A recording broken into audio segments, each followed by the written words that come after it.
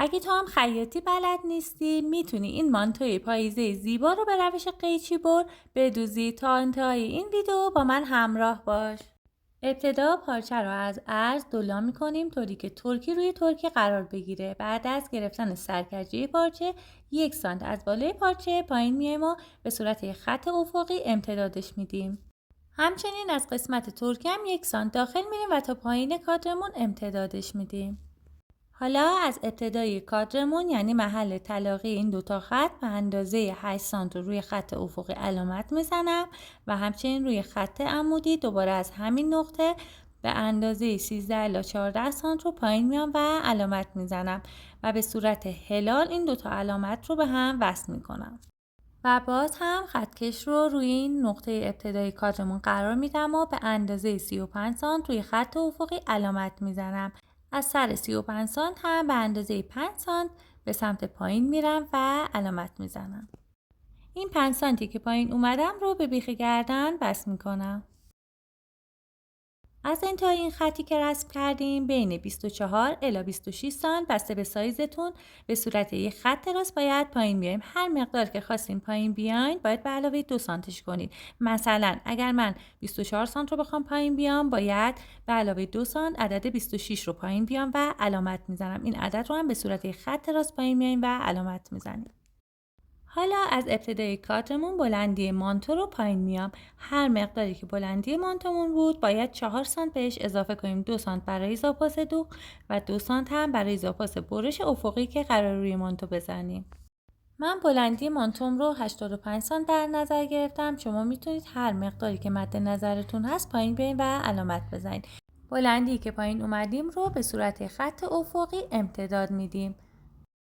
روی این خط پایین کادرمون به اندازه 1/4 دور باسن به علاوه 4 الی 5 سانت رو داخل میریم و علامت میزنیم. 3 سانت از این عدد رو برای زاپاس دوخت های برش عمودی و همچنین درز پهلومون در نظر میگیریم و 2 سانتش هم آزادی هست که ما میدیم. حالا دیگه دست خودتون هست که چه مقدار آزادی به کات بدین. من معمولا 1 تا 2 سانت آزادی رو در نظر میگیرم و این علامت رو به صورت خط عمودی تا حلقه آستینمون بالا میریم. به اینجا که رسیدیم این فاصله رو به صورت خط راست به حلقه آستینمون وصل میکنم. از این گوشه المانند اگر که بخوایم یه مقداری مانتو از بالا جمع تر باشه به اندازه 1 الی 1.5 سانت میتونیم داخل بریم و علامت بزنیم. این علامت رو میتونیم به انتهای کادرمون به صورت یک خط وصل کنیم. حالا این گوشه رو هم با دستمون هلال میکنیم. از گوشه گردن روی خط یقه به اندازه 6 الی 7 سانت رو پایین میایم و علامت میزنیم. حالا این علامت رو به وسط این هلال وصل میکنیم. از پایین کات هم به اندازه 12 الی 15 سانت رو داخل میرم و علامت میزنم. مقداری که من علامت زدم 12 سانت هست. از قسمت بالا هم این 12 سانت رو علامت میزنیم و حالا این دوتا علامت رو به هم وصل میکنیم. حالا دور تا دور خطوط رو برش میزنیم. برای قسمت یقه 1 سانت زاپاس دوغ در نظر گرفتم و همچنین سرشونه 1 سانت، قسمت حلقه آستین 1 سانت، اما قسمت پایین کار زاپاس دوغش رو از قبل گذاشتیم و لازم نداره. همچنین قسمت پهلو هم نیازی به گذاشتن زاپاس دوغ نیست چون در نظر گرفتیم. خطوطی هم که رسم کرده بودیم به این صورت برش میزنیم. ابتدا خط آستین رگلان رو برش میزنیم و بعد خط عمودیمون رو. از این گوشه پایین کادرمون به اندازه 5 الی 8 سانت رو بالا میریم بسته به سلیقه خودتون. من به میزان 7 سانت رو بالا رفتم و به گوشه جلو وصلش میکنیم. از روی خطی که رسم کردیم برش میزنیم. من برای نوار تزیینی از پارچه جین استفاده کردم و با کمک خطکش نوارهای 5 سانتی رو جدا کردم روی پارچه جین و در جهت بچه راستای پارچه این کار رو انجام دادم. نیازی نیست که اوریب باشه.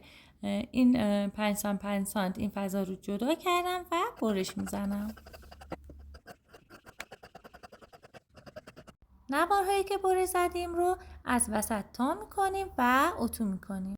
بعد از اتوکاری نوار به این صورت در میاد. من قسمت درز باز نوار رو روی درز پارچه قرار میدم و بازاپاس دوخت 1 سانت دوخت میزنم به قسمت زیری پارچه.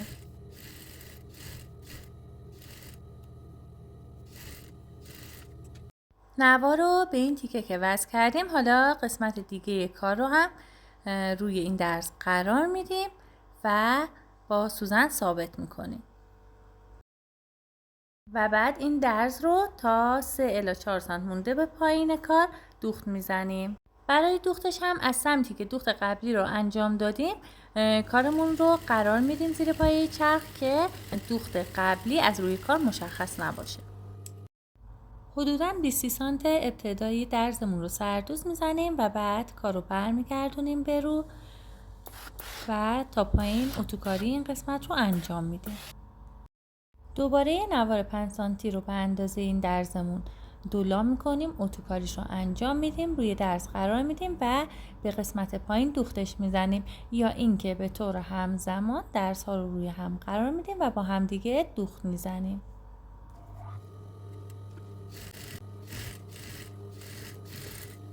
درزی که دوختیم و سردوز میزنیم، به رو برمیگردونیم و کاملا باز میکنیم و اتوکاریش رو انجام میدیم. تو این مرحله میایم و 2 سانت از حلقه آستینمون بالا میریم و هلال حلقه آستین رو دوباره اصلاح میکنیم به این صورت و برش میزنیم. در قسمت یقم اگر که نامرتبی داریم هلال یقه رو دوباره مرتب میکنیم، اضافه ها رو با قیچی میچینیم. اینجا من 2 تا تیکه کار رو روی هم قرار دادم و چک کردم که در قسمت حلقه آستین همچنین هلال یقه و بلندی کار کاملا 2 تا تیکه با هم برابر باشن. حالا در ادامه پارچه‌ای که داشتیم من قسمت پیش کارم رو به صورت سر و ته روی پارچه قرار دادم که فضای بیشتری در قسمت بالاتنه داشته باشم و کاملا چفت میکنم. این 1 سانت زاپاس دوخت جلوی کار رو در نظر نمیگیرم و یه مقدار کارم رو از دولا به اندازه همون 1 سانت بیرون میدم. حالا یه خط به این صورت قائم بر دولای بستمون رسم میکنیم و از این خط به اندازه 2.5 الی 3 سانت رو پایین میریم، هلال یقه پشت رو رسم میکنیم و به بیخ گردن میرسونیم. حالا دقیقاً دور تا دور الگوی جلو رو بدون هیچ زاپاس دوختی برش میزنیم. فقط در قسمت یقه پشت 1 سانت زاپاس دوخت در نظر میگیریم ولی باقی قسمت ها رو دقیقاً از روی الگوی جلو برش میزنیم.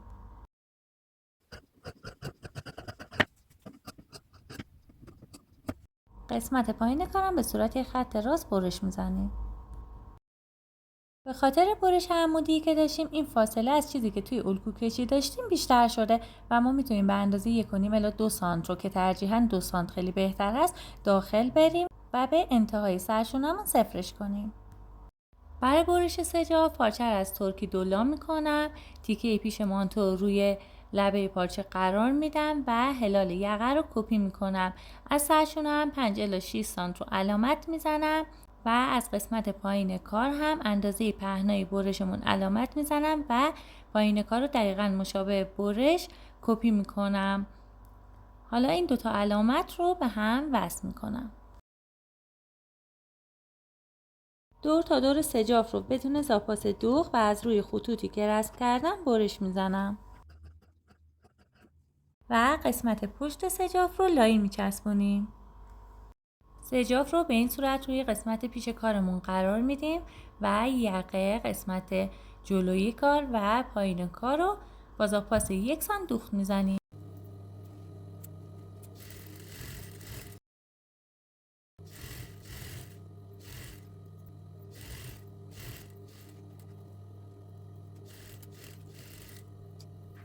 سجاف رو که دوختیم حالا قسمت یقه رو چند تا چرت کوچیک میزنیم، همچنین این گوشه کار رو هم سبک میکنیم، قسمت گوشه پایین کار رو هم سبک میکنیم و سجاف رو به پشت کارمون برمیگردونیم و اتوکاریش رو انجام میدیم. حالا این قسمت پایین کارمون رو که باز مونده بود دوخت میزنیم. برای دوخت این چند سانتی که باز هست میتونیم سجافمون رو به این صورت باز کنیم و اینجا رو تا دقیقاً دوختی که داریم از سمت داخل دوخت بزنیم. و بعد این تیکه سجاف رو به وسیله زانفیکس ثابت کنیم، یا اینکه این دوتا درز رو با هم بدوزیم و بعد از قسمتی که سردوز کرده بودیم در ادامه سردوزش کنیم.